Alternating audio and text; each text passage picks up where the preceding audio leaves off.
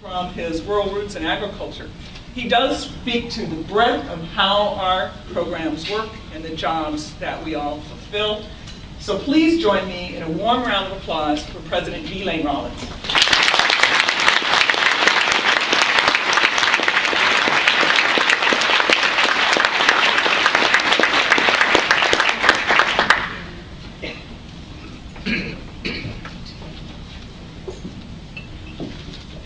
Somebody will probably have to help me when I get to that.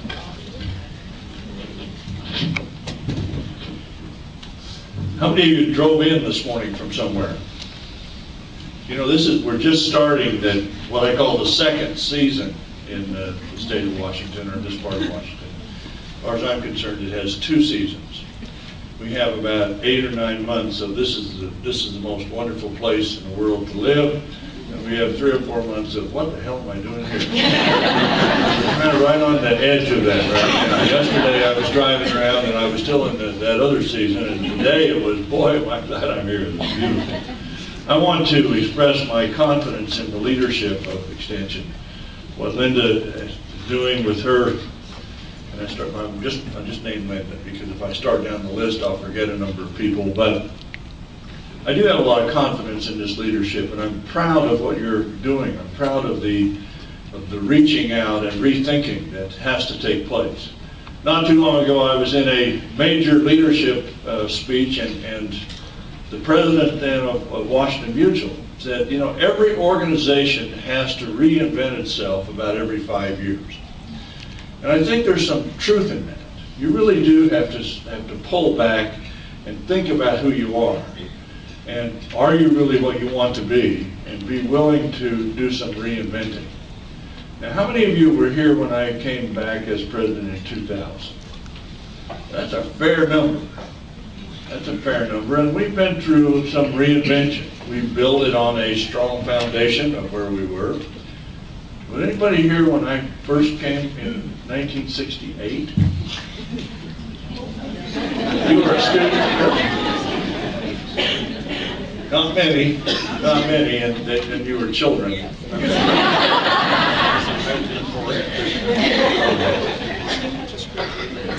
And this institution has reinvented itself a few times in that kind of process. And one of the first people that I did a contract, probably the first contract I did as president when I came back in 2000, was with Bob Brock.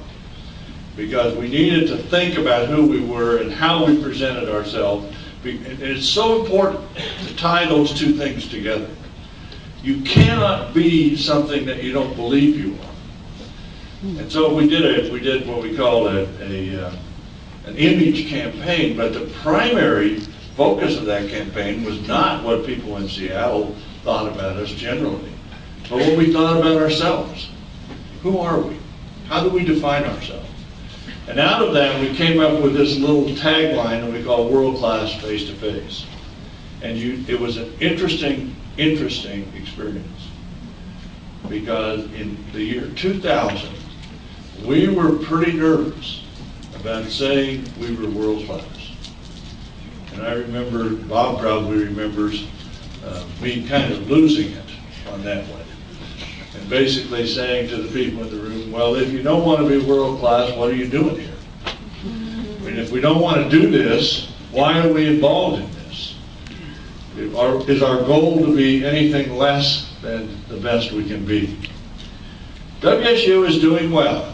You know, if I wanted to, I could list all the various problems, but we're about to receive, I think, the best budget we've ever received at the state level overall. We are up again in freshman applications. The basketball team is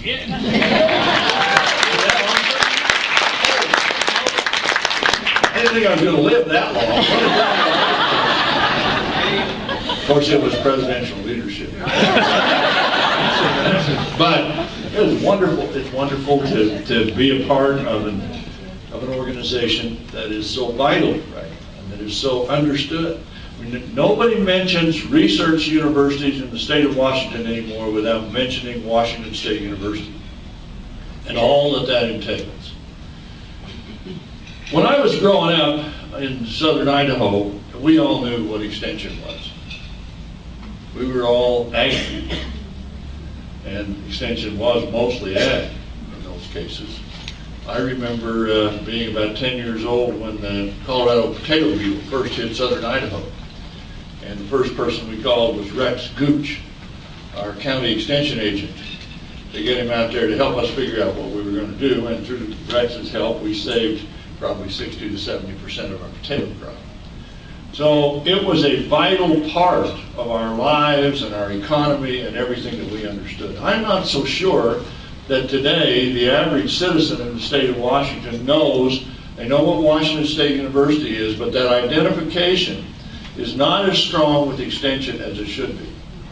And it needs to be there. And if it's not there, we need to ask the question why it isn't there. Is it, and it's partly image.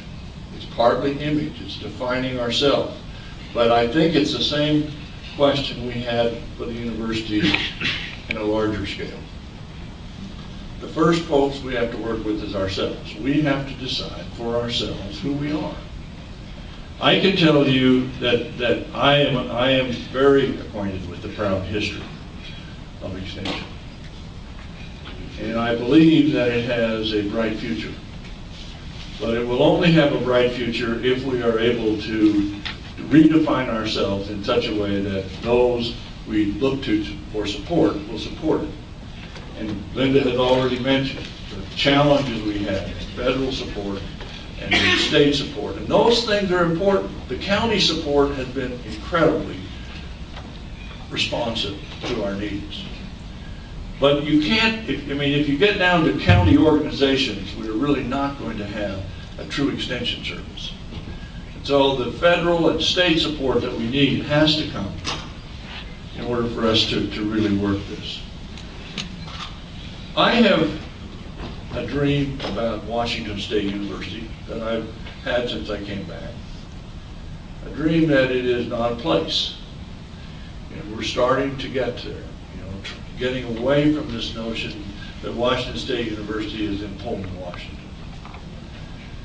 There's a big part of Washington State University that is in Pullman, Washington. There's a pretty good sized part of it that's in Spokane, Washington. There's a kind of small but important and vital part in Goldendale, Washington, or in Prosser, or in Wenatchee, or in Yakima, or Othello, or any place in this state. And I sometimes use the analogy of a bank, that there was a time when a bank was a place. It was a place that I could name on Main Street in Rigby, Idaho. That was the bank. Today, my bank has no place. It is a deliverer of financial services. I can find plenty of places that have the sign of my bank or the name of my bank on the building, but I'm not confused that that is the bank. The bank is an organization that delivers high-quality financial services. And if it fails to do that, I'll find a new bank. Washington State University is not a place. It's not even a collection of places. It is an organization engaged in scholarship, in teaching, in research, and in outreach, regardless of place. And it touches everybody in the world. It touches those in the state of Washington more directly, but it touches everybody in the world. And this extension piece of it is vital to our success, absolutely vital to our success. A few of you here have visited Malawi, where we have projects. I was there this last summer, and we talked about a number of technological innovations that we're putting in place to help agriculture and teach the Malawians about sustainable agriculture. But I will tell you that I was impressed that the true tech transfer that Washington State University is accomplishing in Malawi is transferring the idea of an extension service to an African country. We have 60 employees in this small country. These employees are trained. They go out and work with the villages to help the villages develop a sustainable lifestyle. And it's just an extension service. and they have a clear mission. They get together and educate and work together. And I thought to myself, you know, the notion of an extension service as conceived in the 19th century, developed in the 20th century, and now coming to fruition in the 21st century, may be one of the greatest tech transfer instruments that we could provide to third world countries. Because it is really about working with people.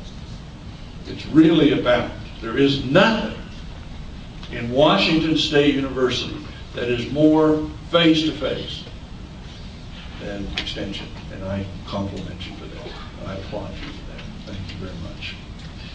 As I was thinking about what I might say today, and you were talking about change, I remember a little presentation that I gave 2 or 3 years ago about some lessons that I learned on the farm about how you lead things.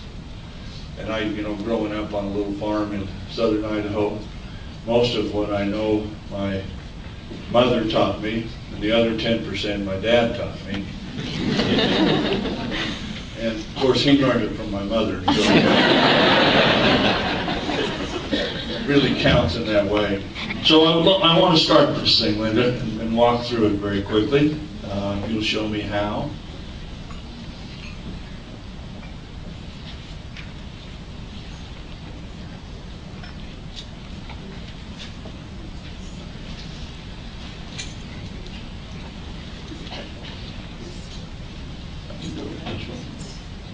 Okay.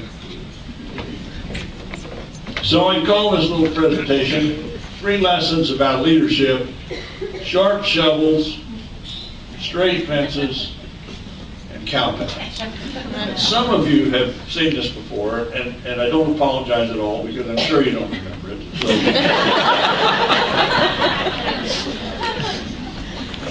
Repetition brings conviction. I believe in it. And there's a story associated with each of these. In sharp shovels, I was about 14 years of age when we irrigated our farm out of ditches. And in the winter and spring, the grass and sod would grow up in these ditches. And one of the spring duties was to go out with a shovel and clean that sod and grass and weeds out of those ditches. I don't know if any of you have ever done that. It is backbreaking hard work.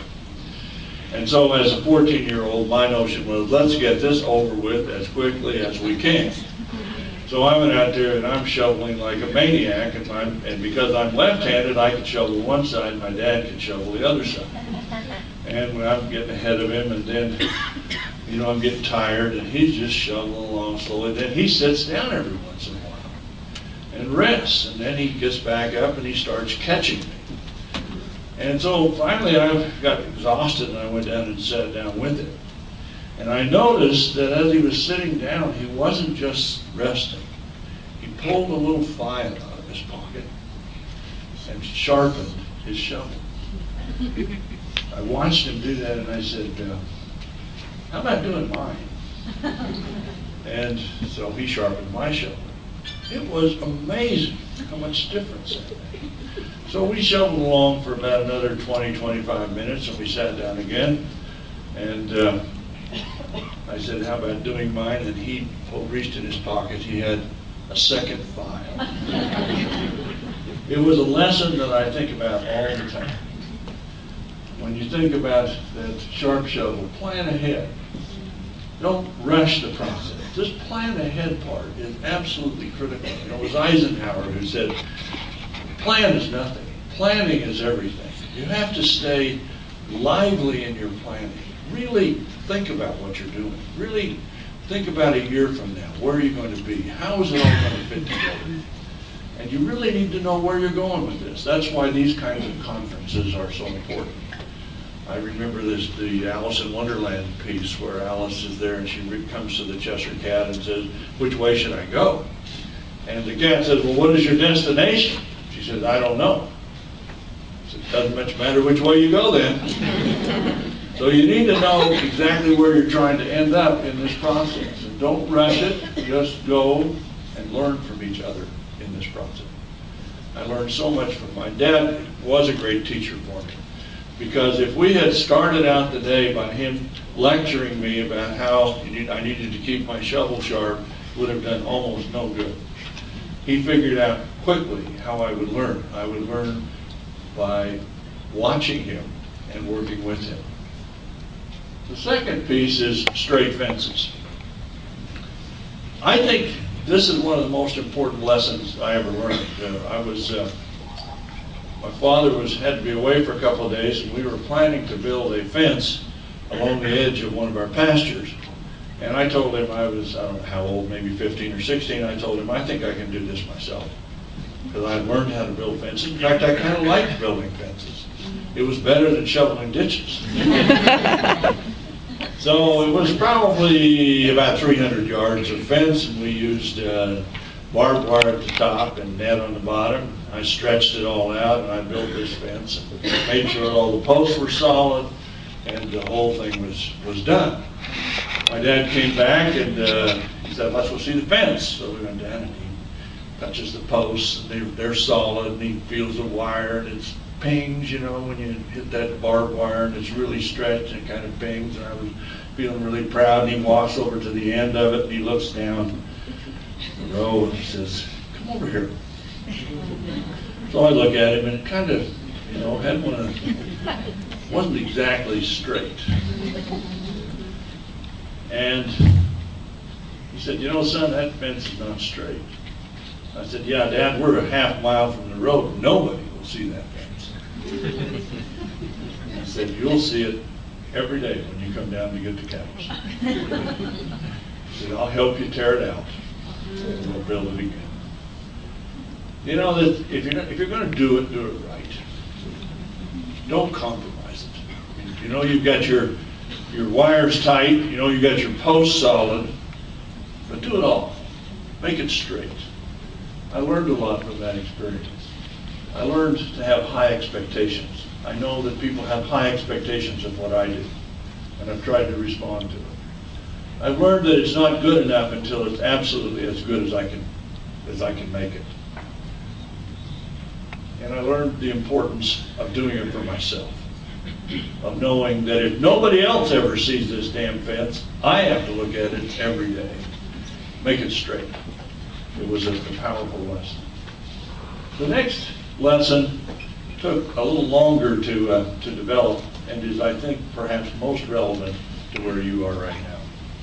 When I was a kid growing up, we had these pastures that I just told you about on the back of our farm, and the cows would go down to pasture every day and feed, and they'd come back into the barn at night and be milked, and we'd keep them there in the corral at night, and the next morning they go back down. We had a pond out there, and the cow path went around the pond as it should. And about the time I was a senior in high school, Dad drained the pond and cleaned it out and filled it in. And I went off to college, and I came back a couple of years later for a summer, and spent a summer there, and went out there, and I was taking the cows back down to the pasture, and I noticed that they were still taking this old path that went around the pond. Only there was no pond there. And, you know, I got thinking about it. Most of these cows were not even the same cows. This is not the same cows going around this non-existent pond. These are cows that were trained by other cows to go around a problem that didn't exist. Change is hard. Real change is fundamental and real hard. You cannot, it's threatening and difficult. You can't direct everything that others do. And structural changes don't work unless you have behavioral changes as well. You're going to today, and through this next couple of days, and through the next year, be thinking about who you are. I want to tell you that we have a new president coming in who really hasn't worked a lot in land-grant institutions, but who is doing a real crash job. And when he talks, he will talk about the importance of land-grant. He'll talk about the importance of extension. And he is vitally interested in what we do. And I expect he's going to get out there and visit with most of you. because that's his nature. That's the way he is. And he's going to want to see us change. He's going to want to see Washington State University have the leading extension operation in the United States. There is no reason that we can't do it. And we'll do the structural changes that are necessary. You're talking about them, you're undergoing them right now. Some of them have already been done. But some of you who raised your hands who were here in 2000 are going to have to change some of the ways you do things. Not that you've done anything wrong, it's just that we have to reinvent ourselves. We have to not keep going around non-existent cowpaths, and it is hard. Change is like being on a trapeze. As you leap from one situation to another, there really is a moment when you're only holding on to your dream of being someplace else. It's fun. It's exciting. But there is a sense of risk in it. You know, there's a sense of we're going to try something we haven't done before. We're going to be something we haven't been before. Washington State University is in that position right now. We've been a great regional university. We've had nationally known departments and units. We really want to take our place as one of the top 50 universities in America. It's time for that. And I think we're positioned for it. We have a governor that believes in the importance of higher education. We're going to have a budget that is very focused, but that is also very much that way. I want you to know that I'll always be a part of Washington State University long after I'm dead. I had one of the regents ask me this last couple of weeks ago, said, when are you going to stop telling us what to do? And I said, after I'm dead several years, because this is very important to me. I went to the basketball game the other night. I watched my grandson sing the national anthem, and I said to my wife, I think we're really Cougars. I think we're really here for the duration. So I'm going to go back and try to teach a course or so and do some things with Washington State University. And my new president will be your new president. And we'll be colleagues as we have been for off and on for the last 40 years. I'm proud to be associated with Washington State University. I'm proud of our extension operation, proud of our leadership. And go Cougs. Thank you.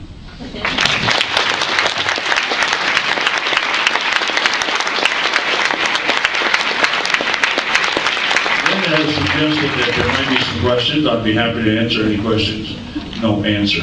I'll be happy to talk on any questions that you have to ask. I don't know if I can answer them. You ready to go? How many of you know the fight song? We're not going to sing. I just wanted to see if you knew it. Thank you.